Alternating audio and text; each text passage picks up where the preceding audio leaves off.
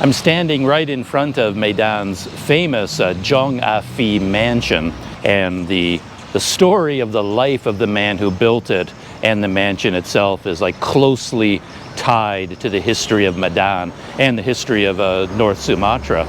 But since my visit to the Tjong mansion, I've learned that there's another important piece of Medan history just across the street and a short distance down, and that is the historic Tip Top restaurant.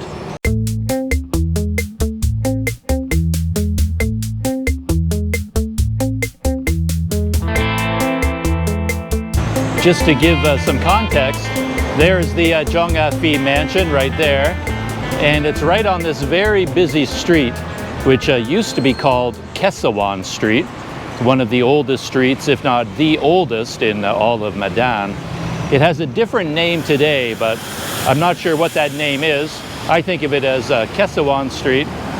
And if you come out of the gates of Tjong right here, and then you turn to the right, just up ahead on the left-hand side, you can see the sign for the Tip Top restaurant.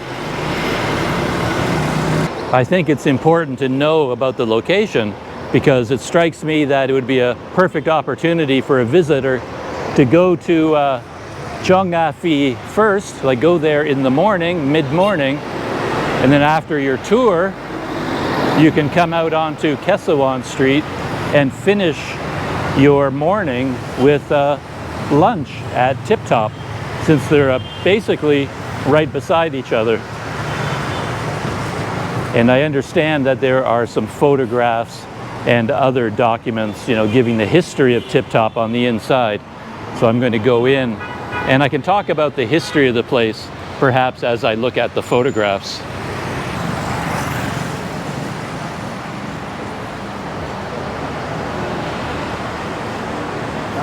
Hello. Yeah, just one. Yeah. Yeah.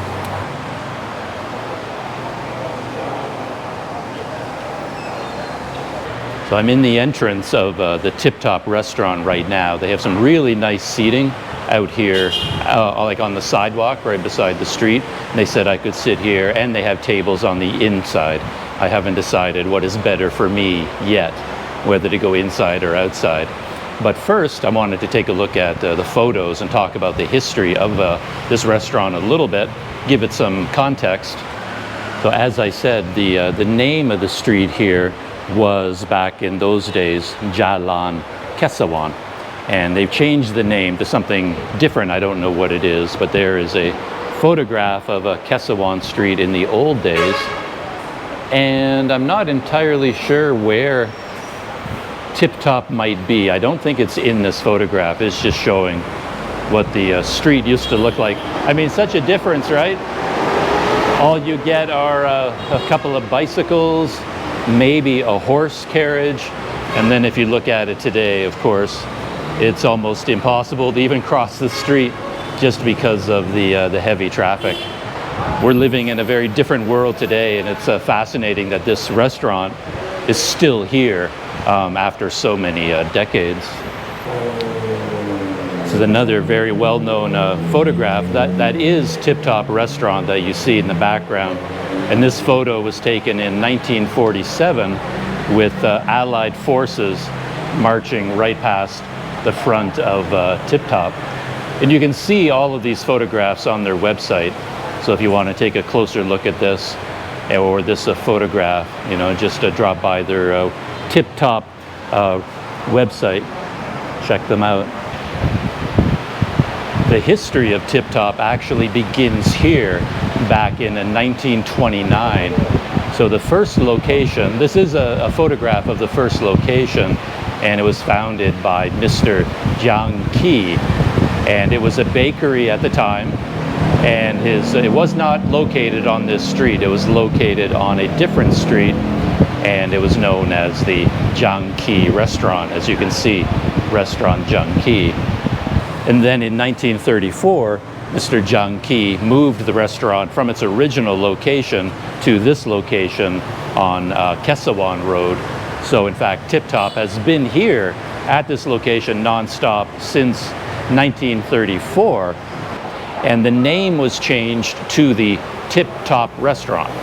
So here at this location, starting in 1934, it was the Tip Top Restaurant, but then came the World War II and the Japanese occupation. And when the Japanese occupied Sumatra, that I believe was from 1942 to 1945, according to the website of this restaurant, the words tip top were banned by the Japanese. I have no idea why that would be. So they were no longer allowed to use that name, and they reverted back to the original name, Jiang Qi Restaurant, because it was founded by Mr. Jiang Qi. And then at the end of World War II in 1945, when they issued the independence proclamation of Indonesia, then they went back to the Tip Top Restaurant, the Tip Top Restaurant once the Japanese left. So it has a very interesting history, this place. One more photograph on display here, and this, of course, is just a typical family gathering, a social gathering back at Tip Top in the old days. It's fascinating to see the style of dress and how it looked.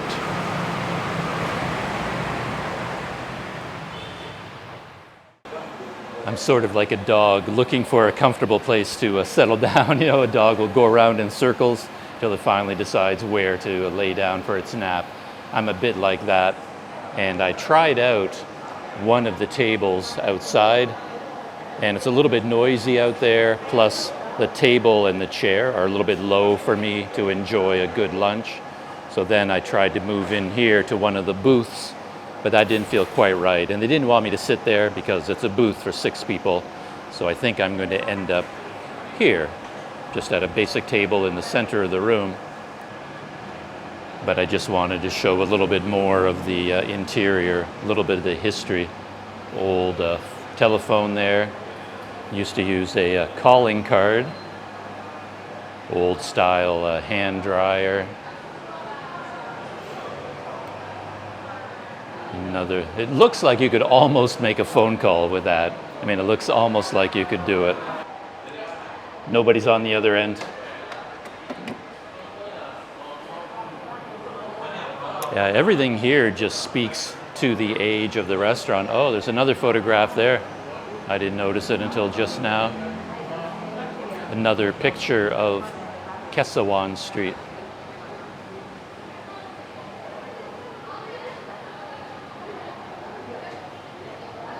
A little bit more modern, perhaps. I see a couple of cars on there. The other photograph had only bicycles and horse carriages. Now we've moved into the age of motorcycles. Nice view out the front doors.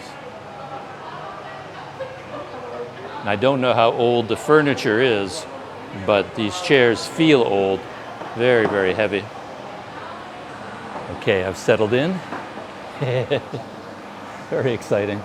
I was looking at their menu before I came here, and they serve, a mixture of Chinese, Western, and Indonesian food. And one of their specialties is ice cream. And they talk about their ice cream on their website, and they have like a brochure here that you could read about the history of the restaurant as well. But I believe they're quite proud of their ice cream, that it is made in a traditional fashion, and they're famous for the quality of their ice cream. So I think I'm going to have an entree, a main course, and then I'm probably going to have their ice cream here. This one, and that one is called Moorkap. So it's like vanilla ice cream with some kind of chocolate on top. And I think Moorkap is a Dutch word, but I don't know what it means. But they have a variety of things in here, banana splits and things like that. I found another history of the restaurant here on the inside of the dessert menu, where it says, "Oh, what a sweet memory." Gives a little bit more information and says, as I talked about already, the original restaurant was called Janki when it was located on Pandu Medan. So Pandu Street, not Panda, Pandu. And that was in 1929. And at that time, it says they sold homemade bread and cake. But then, when they moved to this location on Kesawan Street in 1934, they changed the name to Tip Top, which of course just means perfect, the best. You know, it's an English word, you know, Tip Top restaurant. But here at Tip Top, they expanded their menu and they started selling not only bread and cake, but, you know, heavy meals, fried rice, steak, salad, European and Chinese food, and homemade ice cream with a special taste. And it was apparently the favorite dessert for the Europeans who were living, you know, in very, very hot Medan at that time.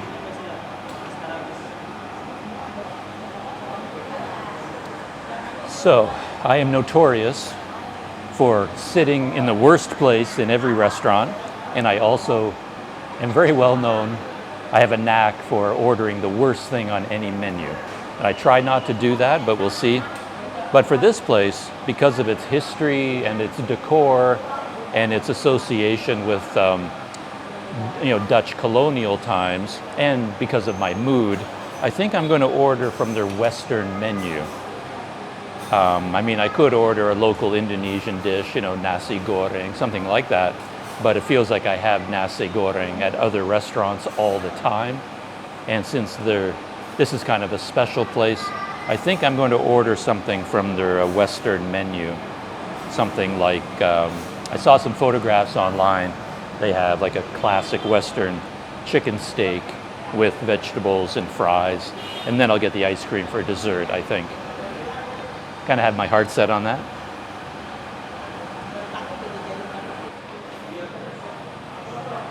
I'm all set. I have the bistik ayam. Chicken stick, yep. Yep.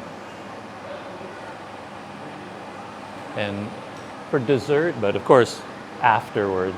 After When eating the food, okay. Yeah, I'd like to get the murka.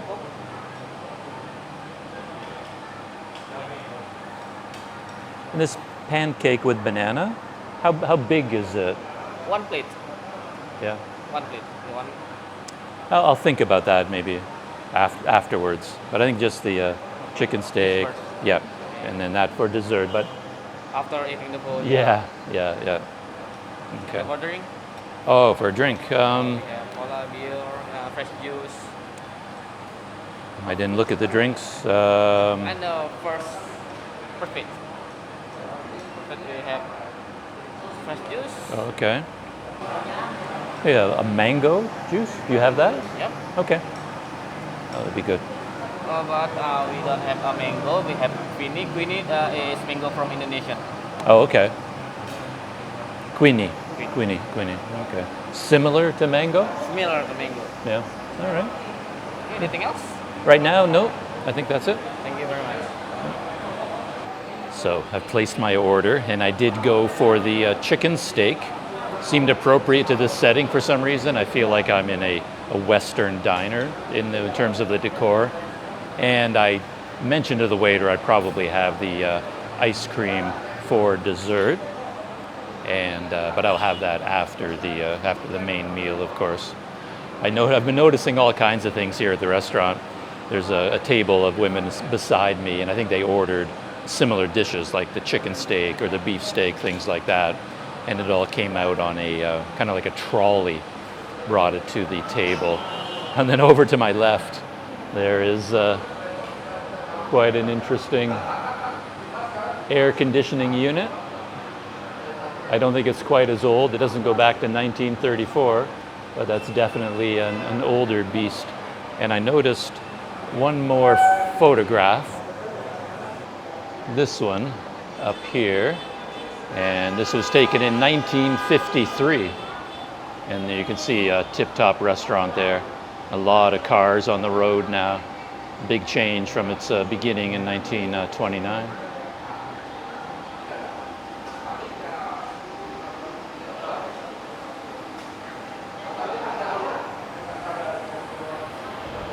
And it looks like they have music from time to time. They have a setup over here for a band. Again, it kind of feels like it would be an old-fashioned kind of band, but I don't know when the music might be playing. On the weekends, of course. Today is a regular weekday. The food has arrived. Comes out very quickly. I think it's a very popular order, and they have everything ready to go. Almost everyone I see at the tables around me is having something like this, either beef steak or chicken steak. And there's a lot of heat coming off of there, which is good. And you get a boat of gravy, also nice and hot, and then some ketchup for the fries. Before I dive in to the food, let us try the mango. It's nice and thick.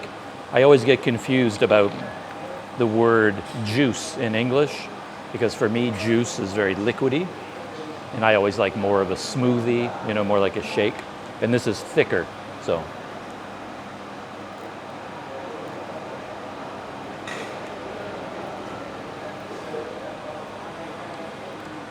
Tastes like mango to me, kind of light mango flavor. Let's give it a try for one of these French fries. Nice. They're very, very thick, cut to a big wedge shape.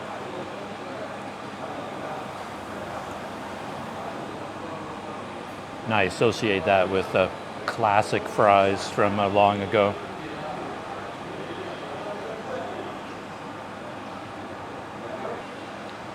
Try some chicken without the gravy, and then I'll add the gravy.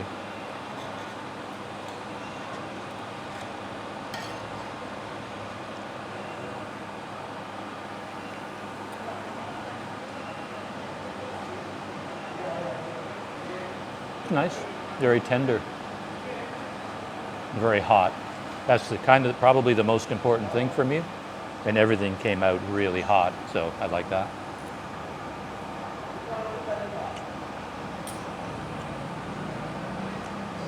Time for some gravy.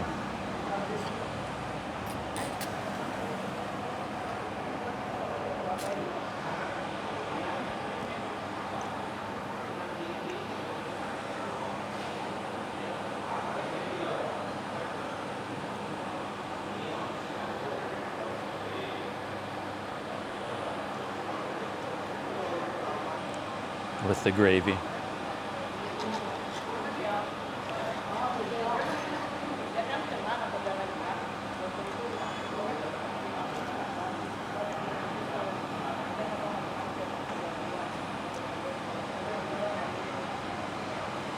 The gravy makes it a lot nicer. Turns it into more of a meal,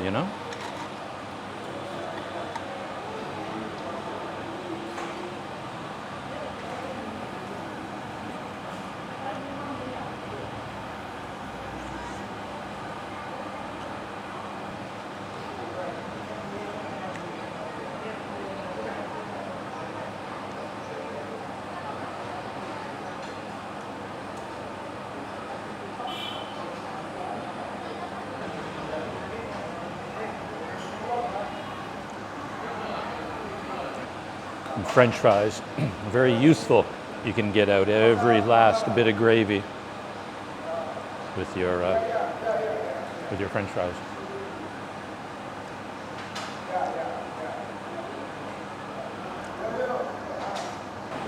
So I zoomed through that pretty quickly. Really nice, especially with the gravy. And French fries, of course, you get to clean up your platter afterwards. I really like this because the plate stays hot, because it's like a thick clay platter, basically. Comes out of the oven nice and hot, stays hot at your table. And I see a big photograph over there on the wall of a wood stove. And they say that they still use a traditional wood stove like that ever since 1934. So something else that I noticed in the history of the restaurant here is they say that the original customers, the clients of the restaurant at that time were the employees who worked in administration and plantation work. So right up the street here is the Avros building, which was the plantation organization headquarters, quite a large building, now partially a museum. And so I'm willing to bet that a lot of the clerks who worked at the plantation corporation there would come here for lunch or come after work to hang out. So all the places that I visited here in Medan, all the historic buildings, they're all kind of linked and tied together with the history, mainly the history of plantations. Even the wealthy Chinese merchant who built the Tjong mansion, he made his money from tobacco plantations. Oh, thank you.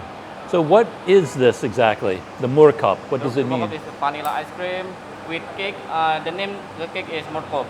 Cake moorkop from Holland. Okay.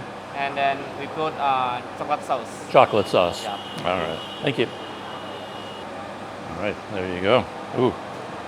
So homemade ice cream with chocolate sauce on. Maybe there's like a cake at the bottom. I think so. Maybe some sort of a cookie or cake. I'm not sure if the sauce is heated or not. No, just room temperature. Ooh. I don't know what's going on here. Let's see if we can try some of this ice cream.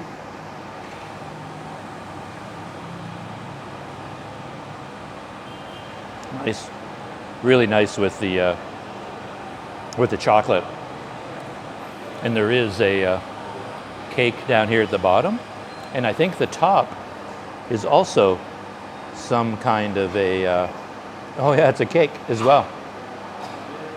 A little muffin top crown. So you got kind of a cake on the top, cake on the bottom, ice cream in the middle.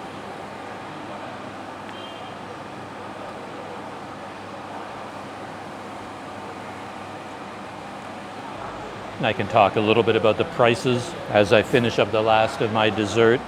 Obviously, this is a slightly more upscale place. It's not a place I would have lunch every day. Probably, if I were here at Medan for 1 or 2 months, I might eat here once, just for the experience, but it wouldn't be a regular visit for me, a little bit too upscale, but still, prices are, moderate. The mango juice, 23,000 rupiah. And my chicken steak, my entree as it were, is 79,000. And my ice cream dessert is 26,000.